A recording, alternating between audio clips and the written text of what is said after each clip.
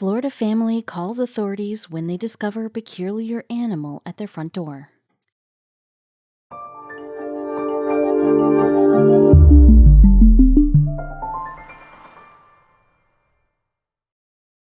But before we start, please make sure to subscribe to m&rtv and hit the bell so you never miss any upload from us. Also, leave a like right now.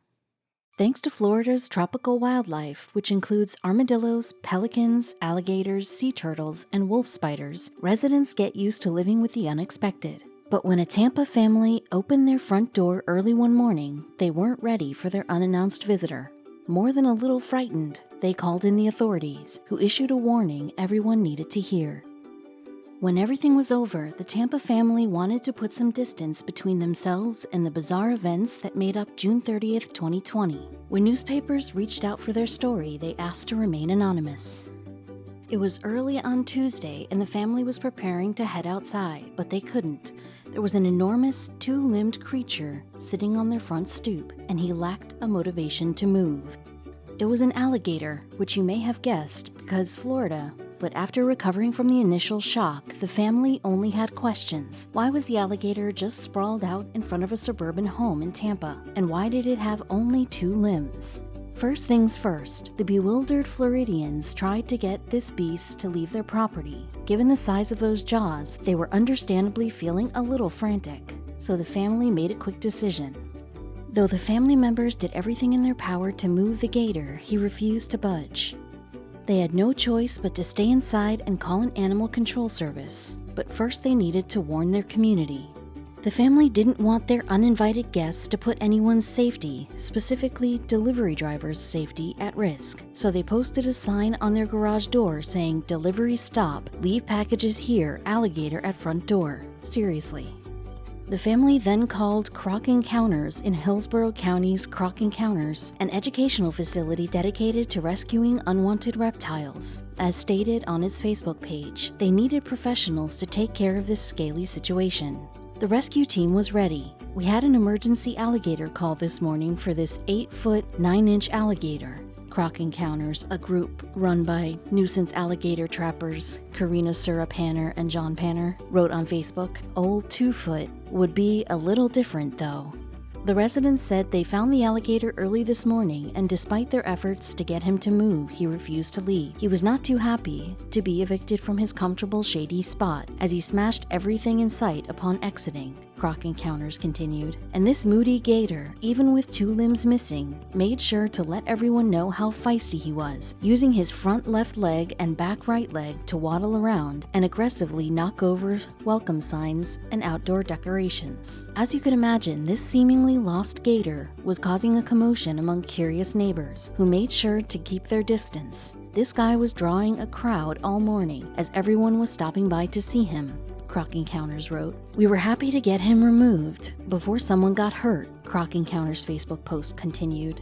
The rescue facility posted photos of the removal mission, which involved guiding the giant reptile with rope. But everyone was still so curious as to why the gator was missing two limbs. Croc Encounters employees figured the amputation was a result of a wild gator fight that ended ugly. Since male alligators are known to be very territorial, it's possible this guy got into a turf war with another male. They made sure to clarify that this physical impairment did not stop him from getting around.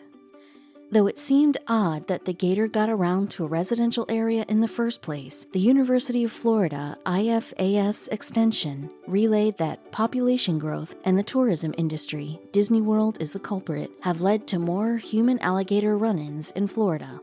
Officials had a dire warning for Floridians. If an alligator charges at you, UF explained people should run away quickly and in a straight path, and there's one place people need to be especially watchful for alligators.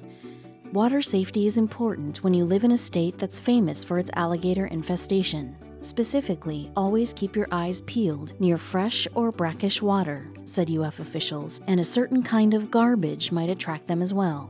They encouraged Floridians to toss fish remnants into garbage cans and have fences standing at a minimum of 4.5 feet tall surrounding backyards. Alligators are good climbers. Anything lower would not be adequate protection, UF officials explained. Croc Encounters employees were thankfully able to safely capture the alligator who crawled onto the anonymous Tampa family stoop. He will now have a new home at our facility, they wrote on Facebook. Remember that in Florida, it is illegal to kill or harass alligators, UF officials voiced. Floridians may not have to worry about gators taking over their neighborhoods anytime soon, but a nearby Florida town has been reeling from an invasion of another creature.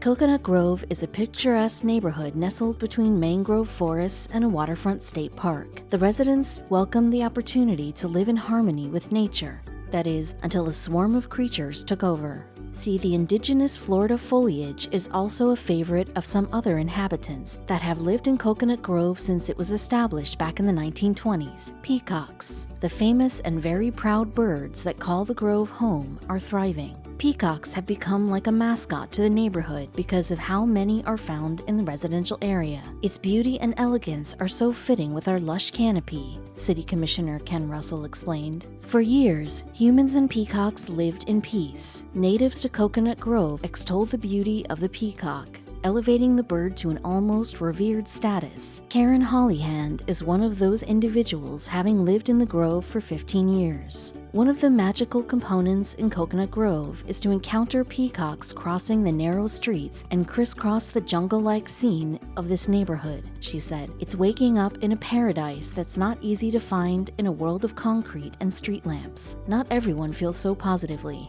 In recent years, it seems the power dynamic is shifting, not in the direction of the humans, but strongly in the directions of the domineering peacocks. The emboldened peacocks are causing complications for everyone. Around 80 peacocks live in the neighborhood, and they've started to take over the area in no small way. Complaints of loud squawking at night, a side effect of the bird's mating ritual, are disturbing the peace. That's not the worst of it. The birds have no problem traipsing into the private gardens of homeowners and snacking on any vegetation as needed. Homeowners have been waking up to fully ravaged gardens with nothing but a few peacock feathers to show for it. The bossy birds leave behind a lot of peacock poop that has become a chronic issue for many residents, as it is beginning to cover sidewalks and driveways. Finally, the birds have taken up an interest in vandalism of personal property, namely vehicles. Residents have been finding their cars scratched up by the peacocks. It's believed that the birds see their reflection in the car and think it's another bird challenging them, so they handle it accordingly. Homeowner Andrews Candela is looking to end this human-bird turf war. I don't want to remain forgotten in a filthy, dirty peacock land as hostage to a group of birds, he said. I think that is more unfair.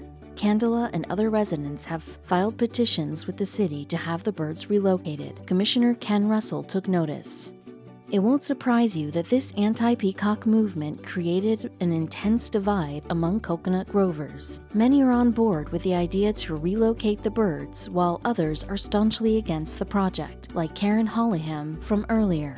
They are part of the grove. It's become an icon, she said. So now some Grovites are bothered because of their poop, or because some leaves of my flora decor are bitten off. Unfortunately, Commissioner Russell heard the plight of those who felt at war in their own neighborhood. When it came to property damage, that's when I knew we had to take some kind of action here to regulate, he said. With his interference, the proposition to remove peacocks was put to a vote, and this decision came back unanimous. The city has officially began the sanctioned trapping and removal of peacocks in Coconut Grove. Their aim was population control to appease the residents, while also protecting the birds. The population got out of control for a relatively small area. Hundreds can be spotted within a few blocks, and they have been hit by cars, Russell shared. The overpopulation has also caused the males to become aggressive as they are competitive for females. That may help explain the car damage. In the future of Coconut Grove streets and sidewalks, absence of colorful, unique, and somewhat antagonistic peacocks that have called it home for so long. Well, town officials look to another city for answers. A city in California, Rancho Palos Verdes, experienced a peacock invasion that took a toll on their neighborhood. The city took a similar approach to remove the excess birds, and it did the trick, resulting in peace once again between bird and man. Commissioner Russell has the same high hopes for Coconut Grove and its inhabitants, bird and human alike.